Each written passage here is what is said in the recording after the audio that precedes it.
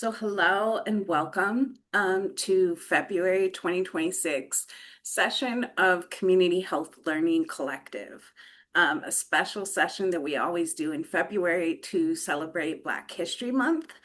So we are so pleased and thrilled that all of you are sharing space with us today. Thank you for being here.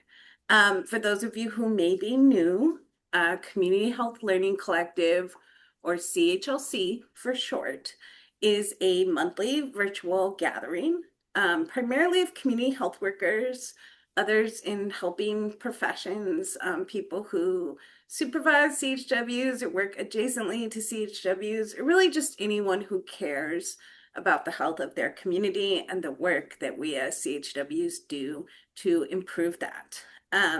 So this group is open to anyone across multiple states. That's one of the reasons we say, tell us where you're logging in from. We like to know kind of who's in the room from across the country. My name is Maureen Burns, and I'm one of the co-facilitators of this group. I'm a community health worker with the HAB Foundation, which is located here in Chicago, Illinois. So once again, welcome. We're glad you're here. With that, I'm going to pass it off to my colleague Candace, who's going to get us into today's session. Hi, good afternoon, everyone. Thanks, Maureen. So we are inching upon the end of Black History Month, but that's okay because I'm Black 365 days a year. I just want to point that on out there. 1 month don't tell me nothing. I am grateful for you all to come and visit, and I'm more excited that we have best-selling author, Pulitzer Prize winner Jonathan Eig in the house today. Um, I am going to read a short bio. I hope that you all will take a lot away from this discussion that we're going to have today. He's the best-selling author of 6 books, 4 of them New York Times bestsellers. He was awarded the Pulitzer Prize in 2024 for his most recent book, King of Life, which was hailed by the Times as monumental and definitive biography of Martin Luther King Jr. His previous book, Ali a Life, won a 2018 PEN America Literary Award, and his works have been translated into more than 20 languages, and he serves as producer on the PBS documentary Muhammad Ali, which was directed by Ken Burns. The Birth of the Pill, his 2013 book, will be produced as a play next year by Chicago's Timeline Theater Company, and I hope that if you are in the Chicago area, you will support that. He began his writing career at 16, working for his newspaper, the Rockland County New York Journal News, and went on to work as a reporter for the New Orleans Times and the Dallas Morning News, even Chicago Magazine and the Wall Street Journal. He resides in Chicago with his wife and his children, and he is currently at work on a biography of George Soros. So I would like to welcome you, Mr. Eig. How are you today? I'm doing great, Candace. Thanks so much for inviting me to be here. Okay, so that was a mouthful, but it's important to give respect to people's work. Also, for whoever's in the room, I do encourage you to purchase his writings. It's wonderful that we're talking to him, but it's important for us to support the author and his book. If you have not read it, I have read it. I actually bought the Audible version, and Mr. Egg was here at the Illinois Legislative Black Caucus, and I had him actually sign the physical copy of the book that I received there. So I'm looking forward to this robust discussion this afternoon. So let me ask you first, what was your motivating factor for even writing this book, and what did you want readers specifically to know about Dr. King and his life? Great question. I was working on a book about Muhammad Ali, and I was interviewing people, asking them about the 2 occasions in which Muhammad Ali met Martin Luther King. And I was talking to people who knew King really well. I was interviewing Harry Belafonte and Jesse Jackson, and may he rest in peace and in power, John Lewis and Andrew Young. And I started hearing all these stories about Martin Luther King, and I realized these are people who knew him and knew him really well, like not just marching with him, but hanging out with him. Harry Belafonte, King used to stay with Belafonte every time he was in New York City. So it occurred to me that there were still hundreds of people alive who knew King, and we didn't really know him anymore. When you think about what we know about King and what we're taught in school, it's very superficial. It's I Have a Dream, maybe Letter from Birmingham Jail, and you don't hear much about the man. And people like Belafonte and Jackson were kind of angry actually at what has happened to King's legacy, that we've watered down his radicalism, that we've embraced the safe version of King, I Have a Dream, content of our character, and forgetting how controversial he was, and how even in the last few years of his life, how unpopular he was. So that really got me thinking that maybe a new biography was needed. And at that point, it had been something like 35 years since the last biography of Martin Luther King. Correct. So that blew Yes. me away. But the truth is that your adaptation of like I believe your book is the most in-depth I've seen though.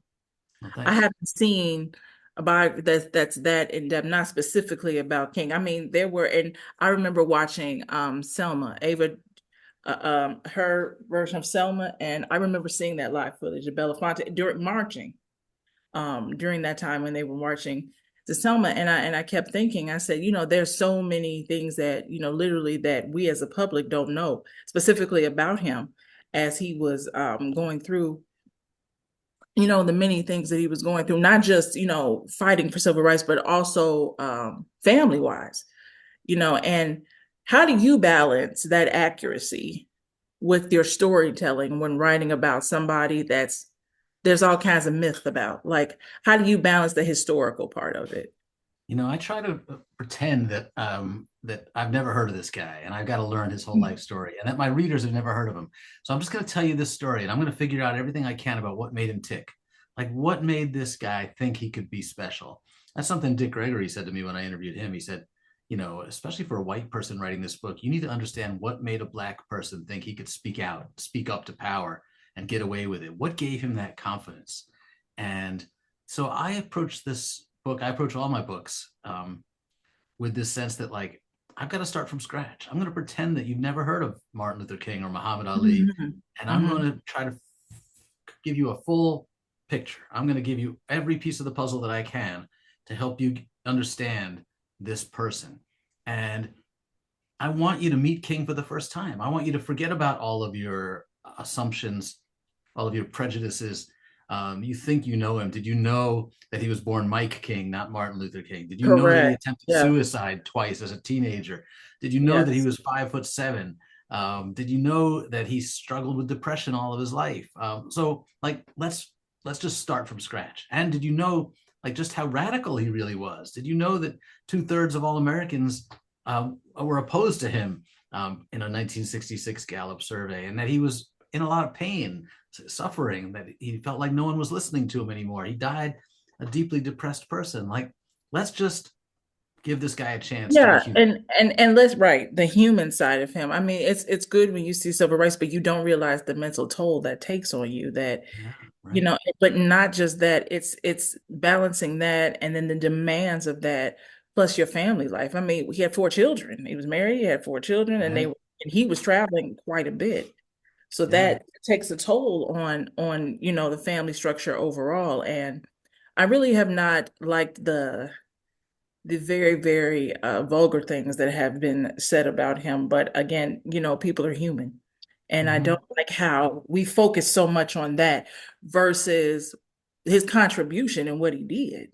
Because if anything, that to me makes the more difference. It shouldn't diminish, how he fought for the progression of Black people and Black lives, and even how even after going to the president and telling him how he needed help and telling him what was going on, he still had to fight through that. And um the words always rang in my head that when he met with the Malcolm X, when they talking about one thing is that they're both dead men, because the truth is that I often wondered how if they had agreed and could have worked together, I wonder how that would have helped the movement. Do you ever think about that? Yeah, a lot. James Baldwin said that by the end of their lives, they were virtually indistinguishable in their philosophies. And Harry Belafonte said to me that the America only likes dead radicals. We only celebrate them when they're dead. And I think that King and Malcolm were definitely moving closer together. And Malcolm, as we know, began to get for a long time, he wouldn't get involved in politics because he thought that the only hope for Black people was separatism, but he changed his tune on that.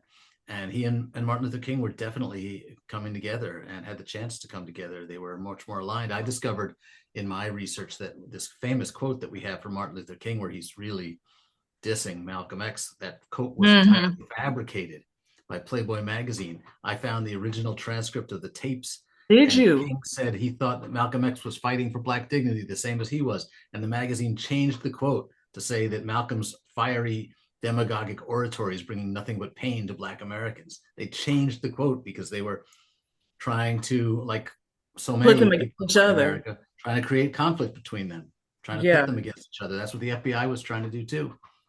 Yes, they were. And speaking of FBI and all this surveillance, he led under constant surveillance, threats, and even his wife received them. And you know, what does that reveal about burnout and trauma and sustainability in public leadership? What do you feel that Yeah. reveals? Well, there's a reason why our best citizens don't want to get involved in politics and why they don't want to put themselves in the front of a movement today, because you put a target on your back. And that's what happened to King. The FBI began investigating him and surveilled him and put listening devices in his hotel rooms and wiretapped his phones. And they discovered that he wasn't doing anything bad. They were concerned that he might have communist ties, and when they saw that he didn't, well, then they decided that they could use his extramarital affairs against him, that they could Yeah. use it to try to control him, to weaken him, and maybe even to drive him from power. Yeah, and I feel like J. Edgar was behind most of that. I feel like he couldn't stand King. Yeah, but And, don't forget that like but Robert F. Kennedy, John F. Kennedy approved those wiretaps. Lyndon Johnson approved those wiretaps. So yeah, J. Edgar Hoover was an evil racist man, but he had a lot of support. yeah, and that's another reason why I'm wondering why they were so okay, and please forgive me, but why they were so fascinated by, instead of helping the man, you're fascinated by what he's doing and trying to make it even harder. That's something that I never quite understood. It's like even with where we are now, is it really the fault of minorities as to where we are? Even then, is that really is it fair to say that okay, he's human. He had extramarital affairs. Okay, fine. But is that really anybody's business other than him and his family? I mean, and him and his Yeah, wife. well, I mean, that's how I know I'm talking, but that's how I see no, that. it's a powerful And question, and racism is almost endlessly powerful source in this country. So when you get a Black man who's starting to speak up and who's starting to demand that we might have to change this system and that we might have to actually make it more equal, well, the white people in charge, they're like, no, it's working pretty well for us the way it is right now. Why would we want to change it? And if Martin Luther King is the guy who poses the greatest threat to the status quo, and they've got sex tapes that they can use to try to damage Mhm. him, well, they're going to use that. And that's why, it's terrible. But you see Lyndon Johnson calling King, asking for help to get the Civil Rights Act passed, asking Yes. for help in putting out the fires in Watts when LA is Yeah. burning. And at the same time, LBJ is telling J. Edgar Hoover to leak the sex tapes to the media. So King is really up against it, and he knows what he's up against. And to his credit, he continues to work because with LBJ, because he thinks that it's the best way to get results, even if he's going to have to suffer for it. And I kind of understand what he was saying. Like we need policy changes. We need stuff to be different. And that leads me to, um, what risk do you think that public service requires? What risk, like professional, physical, emotional, and King accepted that, but what do you think that most people in public service have to knowingly accept? Like if you decide this is what's coming. Well, I used to say that you would have to sacrifice and give up the chance to be wealthy Oh and yeah, be because I ain't got unselfish, but that doesn't yes, apply anymore, because now yes. you can put your hand in the taxpayer's pocket and take all the money you want, fly to hockey games Can do It is whatever. on the Please. taxpayer dime, so there's not much sacrifice required anymore. But Right. think about King, though. He's 26 years old when the Montgomery bus boycott starts. He's got a 2-week-old baby at home, his first kid. He's got a new job as the uh, minister at Dexter Avenue Baptist Church in Montgomery, Hmm. and he's not looking to change his life. He's not looking to become a professional activist. He's not looking to become the leader of Black America. He's just doing his job. And but why does he get involved when the bus boycott begins? He has a Exactly. conscience and he has faith. He has religious faith, and his religion compels him to do the right thing, to act morally, and to try to make the world a better place and to live up to the words in the Bible. So King sacrifices. He doesn't do what's easiest or what's best for him. He does what he thinks is right, and that's that's something we don't hear a lot from our leaders anymore. You still I, there, Candace? I'm there. My internet is giving me issues. I'm sorry. Sometimes turning the camera off helps, but I'm a public service leadership major at Loyola, and I graduate in May. And I've learned as you're doing this that, you tell people you're public service, you're not public policy, or you're not public health, and they were like, oh, bless your heart. Well, I accept the fact that um, I enjoy public service work. I don't enjoy it to the depth of, of course, what some of our civil rights leaders did, because I consider their generation freedom riders. Like they were the last, like real freedom riders. And it's not that our generation doesn't do freedom riding too. We do. We just do it in a completely different way. And both ways significant and both ways important. But I wanted to know what you thought about as you were going through the files about, because there are some files that are slated to be released soon, aren't they? Yeah, 2027. We're supposed to get the audio tapes of the King surveillance. So we will hear him on the phone. We will hear him in his hotel rooms. And we've already got the transcripts of a lot of those conversations, but we don't have the tapes. But why do you think that they're doing that in the first place? Why do we need to hear him in the hotel room doing what, you know what I mean? We don't. We don't need to hear it. And I think it will be used in only the worst ways to try to damage his reputation and to tarnish. I think it'll be used by people who want to end the King holiday and replace it with, I don't want to even say, you all know which holiday whose birthday they're going to celebrate instead. But the point is that, this stuff was preserved because it's government records, and it should be preserved.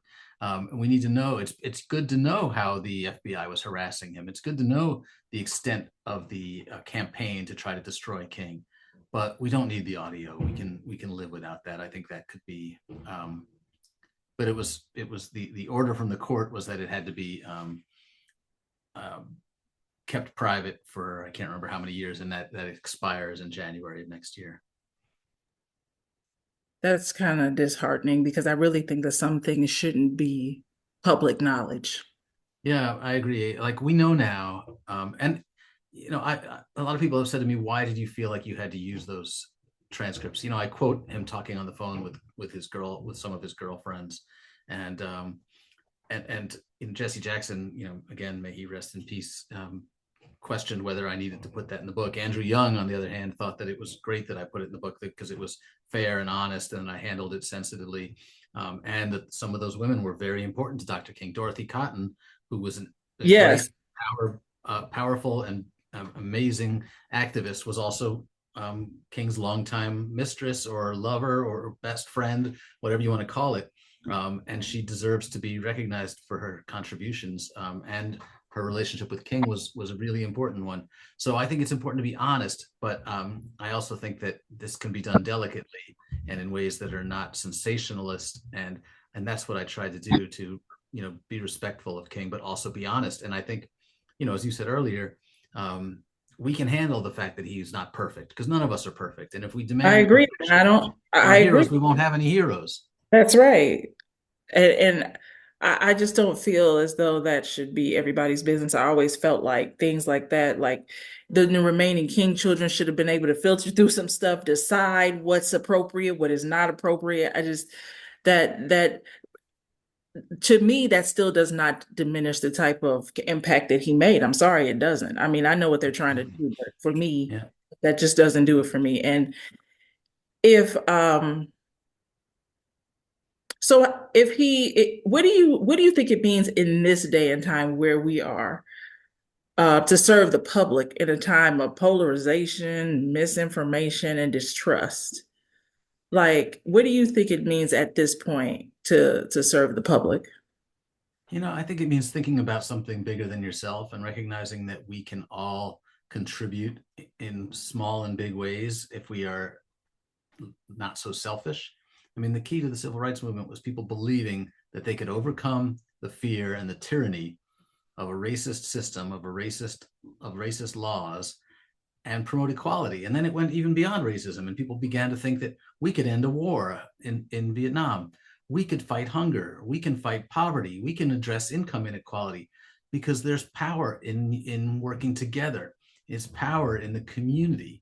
And I think that's something we definitely need to hear today. I feel like politics is more polarized than ever. The internet has left us feeling more and more alone, as if all we can do is comment or hit the like button, but that we don't have the power of our community forces anymore.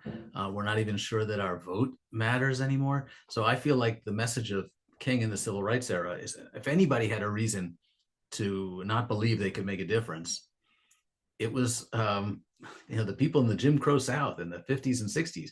I mean, think about what those folks were standing up to in Montgomery when that bus boycott began. The day the bus boycott began, Klan membership doubled, and the mayor and the chief of police and the owner of the bus company all joined the White Citizens Council. So they were up against a lot more than we can imagine today. So I think that their story can give us a lot of hope. It can. And I don't believe that the Klan ever went away, do you? No, it's still out there. You call it something different maybe now, but the people and the ideas haven't gone away.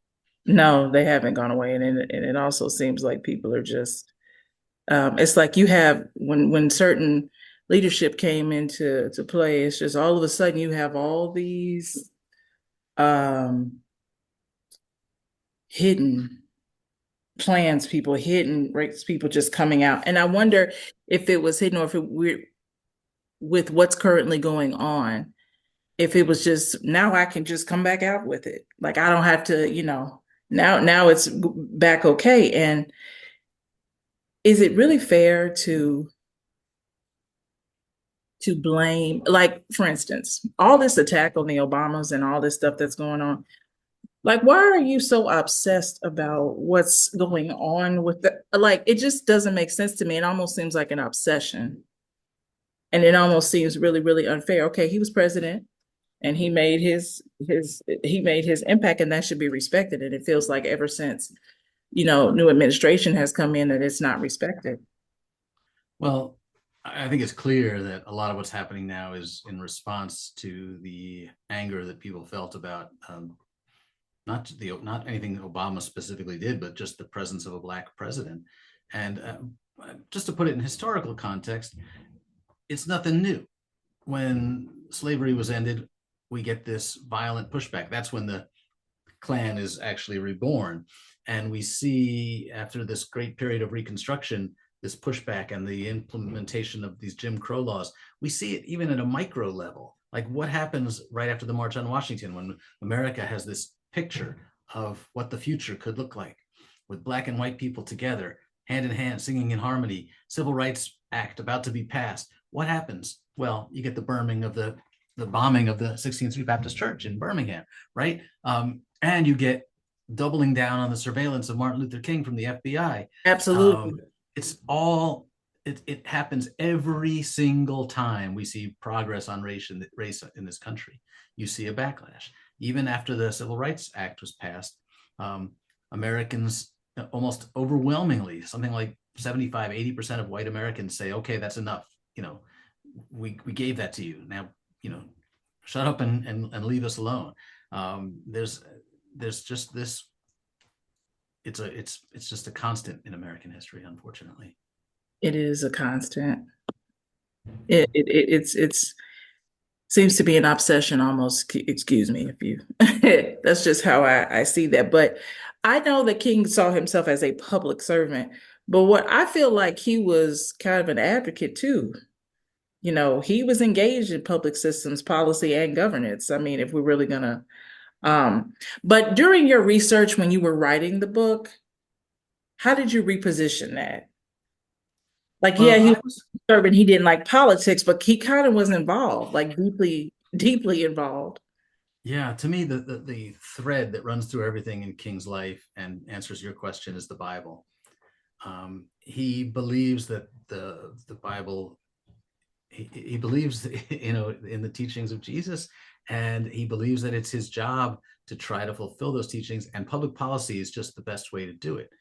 First, he starts out thinking preaching is the best way to do it, and he Yeah, would have been very happy preaching. And he always said that his activism was just an extension of his ministry.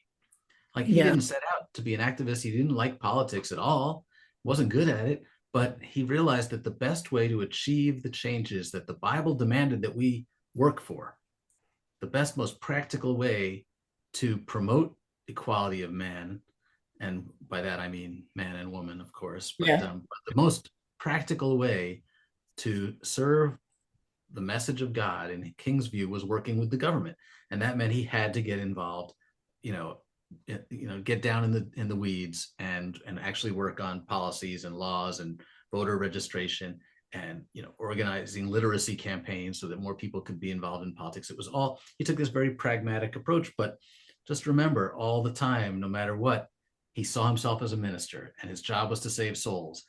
And to save the soul of the nation, you have to work with government to do that. That's how he You believed. do. And obviously, some people disagreed. Some people thought, like, no, we should just blow shit up. We should, we should Like just, Malcolm X, wait by any means necessary. We're gonna get out of yeah, here. right. King is like, Malcolm X was like, we're gonna take him out. King is like, no, we're gonna talk. And that's why they couldn't figure out a way to they were getting closer to it, but they it seems like they couldn't figure out a way to.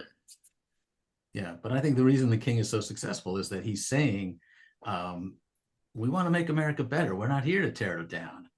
And why? Because we believe in the Constitution and we believe in the Bible. Like, what's more acceptable than that, right? It's full of hope and love and patriotism and faith. Like, these are good things that it's hard for people to dismiss. But there was also killing when need be, right? Can we agree to that? Can we agree in the Bible there was some, revolutions and some, stuff, and that's Yes, why I and agree with God does smote some people at yeah, times too, yeah, right? yes, But King was nonviolent. yeah, he was nonviolent completely, and I I wondered though if they had have gotten together, like what that would have been. I was warmed to like to know that Betty Shabazz and Mrs. King became good friends. Along her and Murray Evans, they all became really, really Yeah, good friends. yeah, that must have been fun to see them hanging out together. Yeah, and I was like, I read Mrs. King's book, My Life, My Love, My Legacy, Mhm. and she talked about how um and I said to myself, well, this makes the friendships make sense because all three of your husbands were assassinated. They were all leaders, and then they left y'all with a bunch of kids to raise. So Yeah, Betty Shabazz was pregnant with twins, correct? When he was I believe assassinated? that's right. Yeah, Yeah. And then Mrs. King had four children. So it's kind of like we gotta and I like how they hung out. And then she talked a lot about how like they all watched a basketball game one day and yeah, had so much fun doing it and how, she talked about how Betty's death really affected her. Mrs. Shabazz' death really affected her deeply. And I just think like they really, really went through so much through that time. And like I'm glad how a lot of leaders, like I know, stepped up to help Mrs. King when she was having issues, money issues and things that were going on and how tough that must have been to raise, children during that time and she said she never uh remarried, even though she said she dated, she didn't remarry. Um and I it also, I really love how not only did she, even before she became his wife, she had her own. I mean, when I heard she went to New England Conservatory and she was a pianist, and I see all these pictures, and I mean, there's so much history behind that.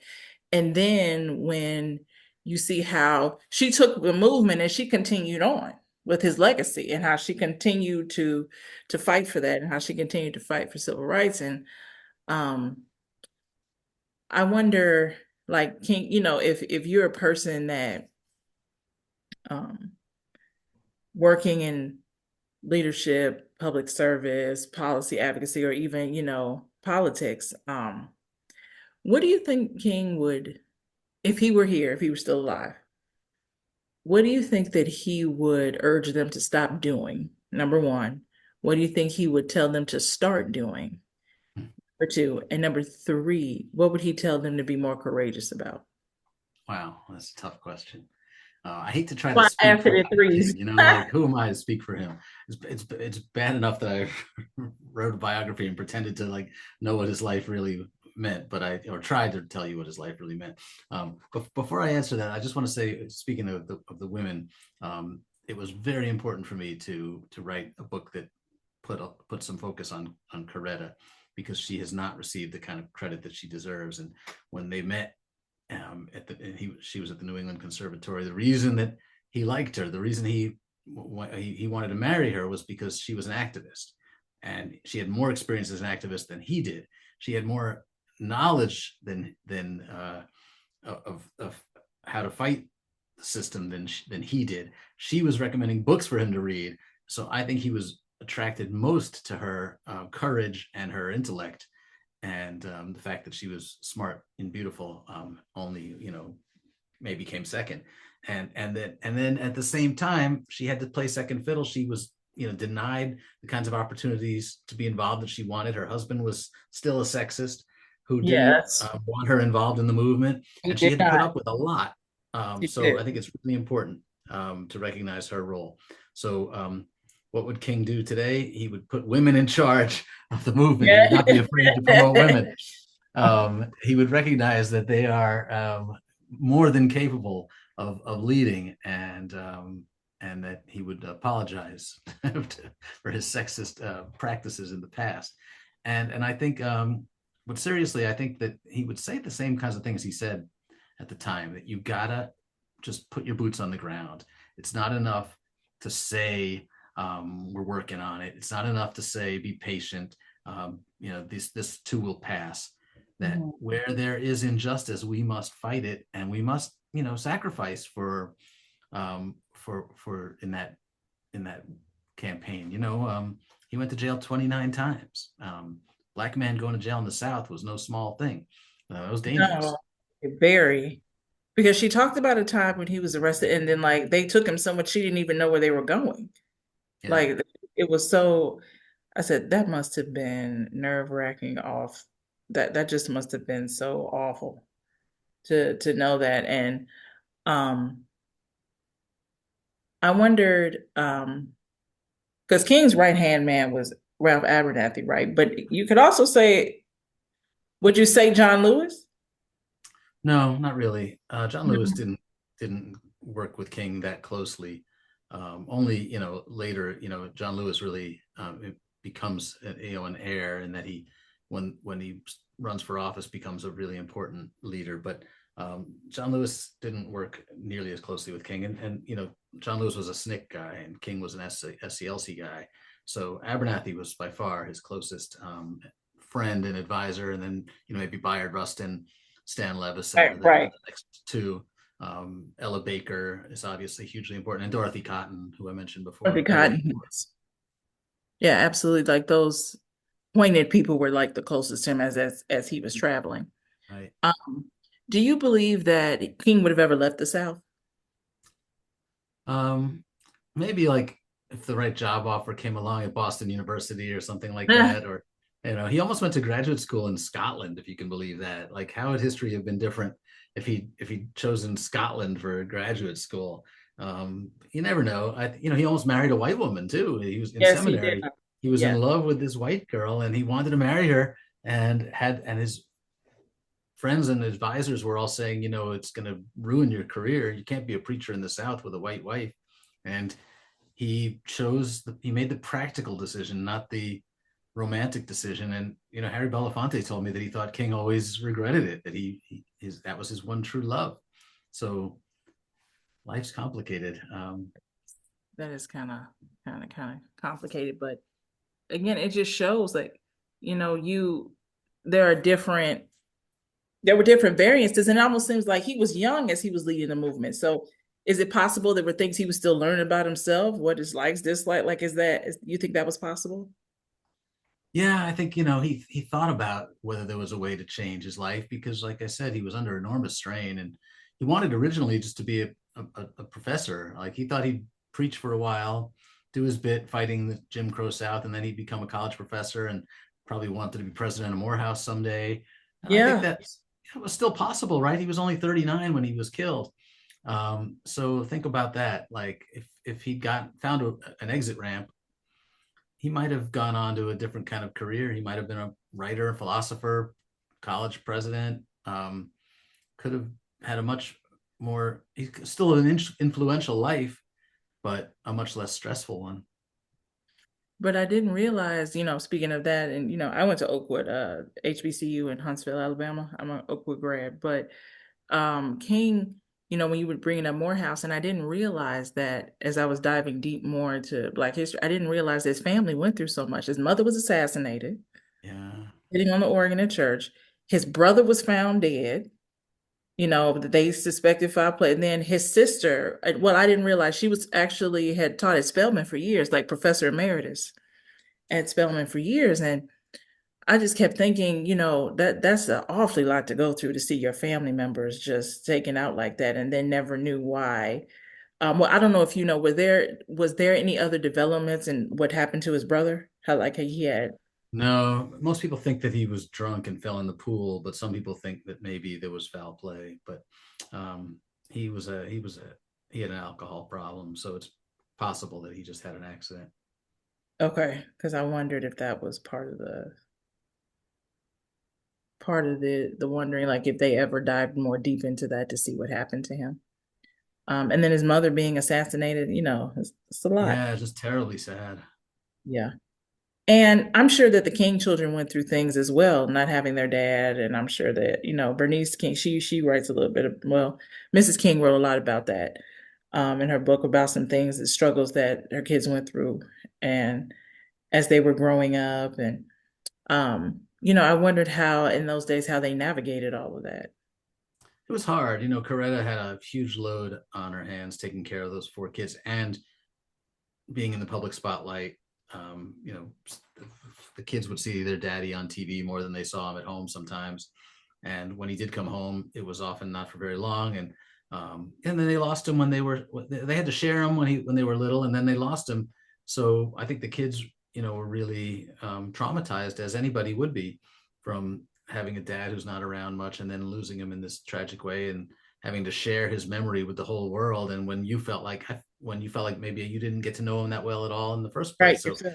same thing's Absolutely. true with Muhammad Ali's kids, who I got to know really well. Like, there's some bitterness there, right? Like, he was too busy for them when he was alive, and then in the case of King, he dies so young that they felt like they never got to know their dad, and now they have to share him. The whole world, wants a piece of him. That's hard on the kids. And in King's case, he left them with very little money, almost none. And But I I think, love I loved how the community came together for them, like how they had fundraisers for yeah, Mrs. King, yeah. Mrs. Shabazz, and how they had all those things. And I feel like that's kind of missing now. I remember my mother telling me that, because she lived during that time. I was not a thought, but I didn't come around to the 80s. But I remember my mother telling me that when she moved here from the South and when she was talking and she talked about how the first time she heard him preach, it was like thunder. It was like nobody could out preach him. Like it really, Mm. his preaching grabbed you.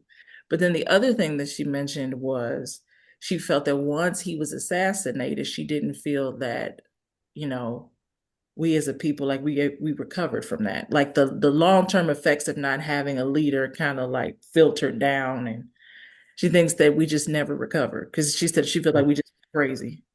Yeah.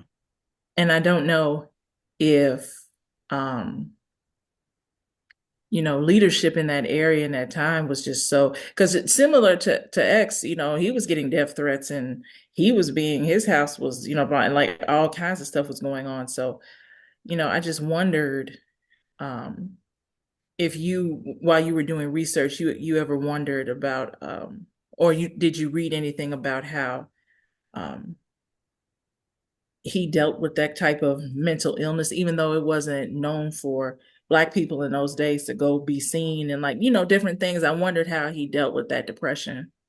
Yeah, he was hospitalized many times. He called it exhaustion, but his friends thought he was depressed. And toward the end, it got so bad that some of his friends actually encouraged him to go see a psychiatrist and to think about taking some medication.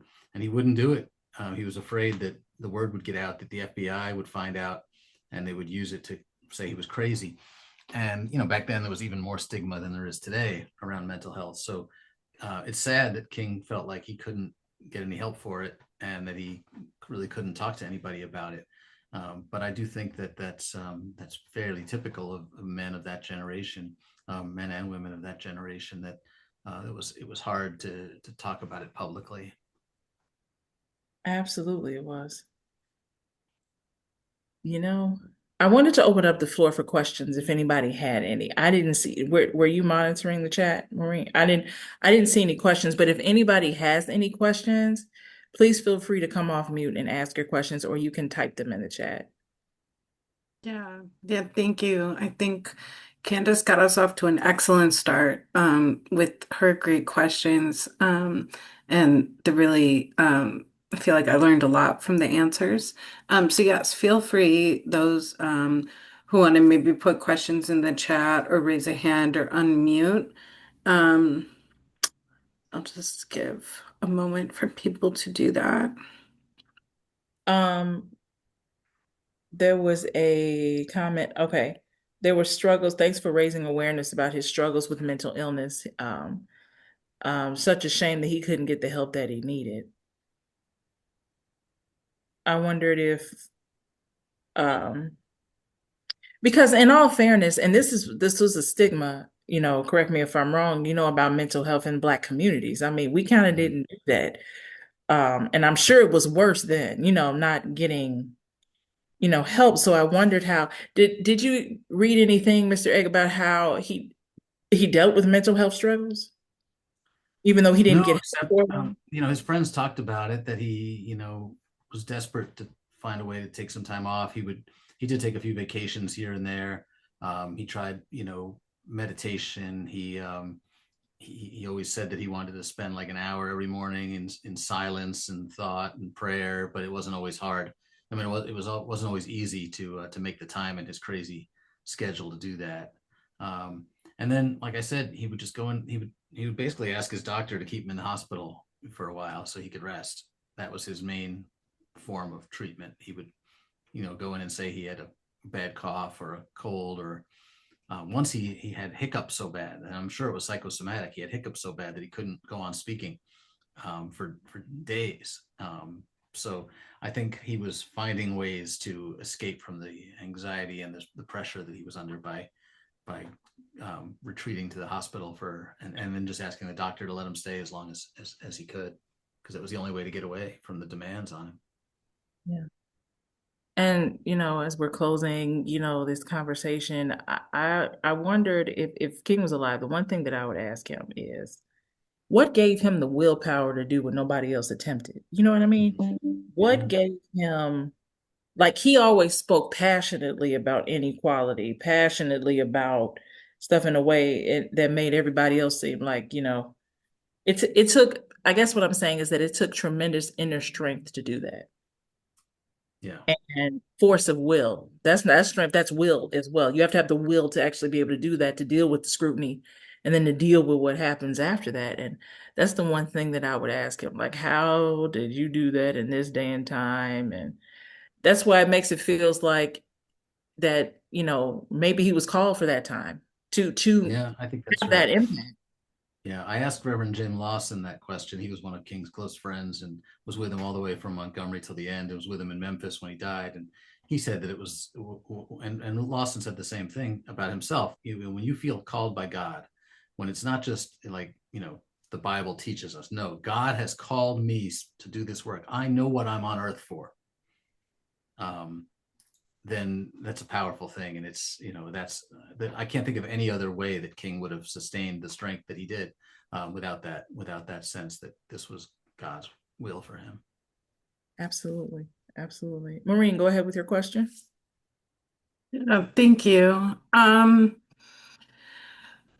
As you were talking early on in the session, you mentioned several times just the immense sacrifices, right? The idea that, like you said, he felt called to this work, but that, ultimately he was killed, for this work. He sacrificed time with his children. He put that target on his back, for scrutiny from the government and the media. And then you also talked about how we kind of view the legacy differently, how legacy is manipulated or changes over time. You spoke about his approval numbers amongst white Americans and how so many people viewed him negatively and did not approve.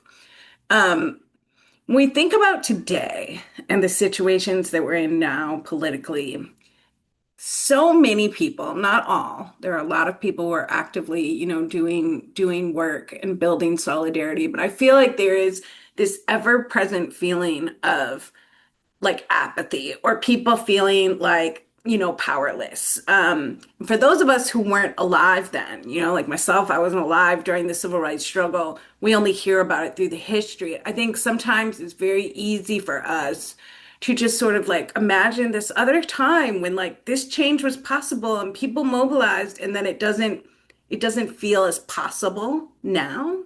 So I say all of that to say, is there anything that you learned about the movement, about the boycotts, about how they mobilized? Are there any lessons from that work that you think are important to kind of lift up now, to kind of give people hope as maybe they seek to do similar work in these times? Yeah, that's a great question, and I think there is a way to think about it. King saw his greatest strength as the ability to shine a light on injustice. Why did he go to Birmingham? Why did he move to Chicago? Because he thought that if he went there, the media would follow, they would listen to his voice, they would see how people were being treated. And in the case of Birmingham, they literally saw the water cannon, saw the police dogs. In Chicago, saw the substandard housing in which people were living, and that people would respond, that people were basically good and cared about their fellow humans, and whether they were black or white, they would respond to this injustice. And I think we saw that in Minnesota in the last few couple of months. We saw that unfortunately it took video cameras, but that's the same thing as the photographs and the TV cameras that captured the water the water cannons in Birmingham in 1963. People saw this and knew it was wrong and forced something to happen. So we did see a response to those protesters in Minneapolis, and we still, I think, can move forward believing that people are generally good and that they will stand up to injustice. I know it feels sometimes hopeless, but look, if King could get arrested 29 times and get stabbed in the chest and have his own government surveilling him and leaking his phone calls to the media and keep going and not lose hope and still believe that he can make a difference, then we can too. Absolutely. Thank you. Absolutely. Great question, Marie. Last question. If Dr. King were here, Michelle Kane asked this, if Dr. King were here, what issue do you think he'd want us to focus on as community health workers? And how can we show dignity in the small everyday moments with patients? That's a great question. King talked a lot about mental health, and as we know now, that he was struggling with his own mental health issues. And he talked about how we all have this sort of split personality, and we all suffer from, highs and lows, and that we have to like look for the suffering of others and understand that even if people who appear to be fine may not be. Let's reach out and listen to one another. Let's try to empathize. And we're living in an age where empathy is considered passe and old-fashioned and naive, and it just isn't so. Like, we need each other. We need to hear each other, and that's the beauty of King's movement. It was that it was grassroots. It was like, we can do this together. You may not feel like you have any power, but together we do have power. And I think that we need that. We really need that message today. Yes, yes, yes, we definitely do. I have so enjoyed this conversation with you today. I'm so glad that I met you and I got my book signed and it's right on my bookcase because Thank you, Candace. I finished it. And I really think that your book specifically, because you did a sit down with Reverend Moss, and I wasn't able to make it and I said I have got to figure out a way to, when I saw that you were coming, I said I'm going to meet you in person. And I realized your book, as I mentioned before, was one of the most poignant views of King. I don't think I've ever seen a book that went as far in depth as you did, and I'm really grateful for that. It gave us a overall picture of him, the human side of him, the justice side of him, and the side that some things we just didn't even know. But I'm just grateful for that, for your depiction of him and for your writings. And I'm so glad that you joined us today. Thanks for inviting me. Well, glad. So, as I mentioned before to the audience, please, please, please go and support Mr. Eig in his writings. I put the link to his website there. Please buy his books. I don't care if you buy it on Audible. I don't care if you buy the copy, but make sure that you support the author and is in what he's doing. And when his play comes, buy a ticket. I have no shame. Buy a ticket. Go and view his play. So thank you again to everyone today who joined us for this poignant talk. I'm grateful that, it is the end of Black History Month, but I'm Black all day. So we just gonna leave that on the table. And I love this quote that Dr. V put in the chat: of all the forms of inequality, injustice in healthcare is the most shocking and inhumane. Yes. Absolutely it is. It's absolutely. I want to also just shout you out, Candace, and thank you for moderating this session and doing a fabulous job. And thank you, Mr. Eig, for being here with us and sharing these really powerful insights. I also want to, thank you to all our participants and our members who have been engaging so attentively with the session. We always look forward to our Black History Month session. We look forward to all of CHLC, but especially the Black History Month session. I also just want to do a very brief reminder for our upcoming March session. So our March session of CHLC, you should have received an invitation. That is going to be Thursday, March 26th, from 12 p.m. Central Standard Time to 1:30 Central Standard Time. And our speaker is going to be Jess Rodriguez, a certified guide through the Association of Nature and Forest Therapy. So they're going to be talking to us about integrating nature-based solutions into our healthcare systems and our CHW practice. So this promises to be a really cool session. Also, a side note, in preparation of this session, if you plan to log in and join us on March 26th, you are encouraged to have the following things with you. A journal, so just like paper and pencil or pen, and something. Be as close as you can to nature. So some folks might be lucky enough to log in from their porch outside, but if that's not possible, it's suggested that you have a rock, an acorn, a leaf, a stick, or a plant near your desk, because that is going to be utilized as part of that session. So super excited for that and very, very grateful again to our speaker, Mr. Eig, and check out his book, and happy Black History Month. Thanks, everybody. Thank you, everybody.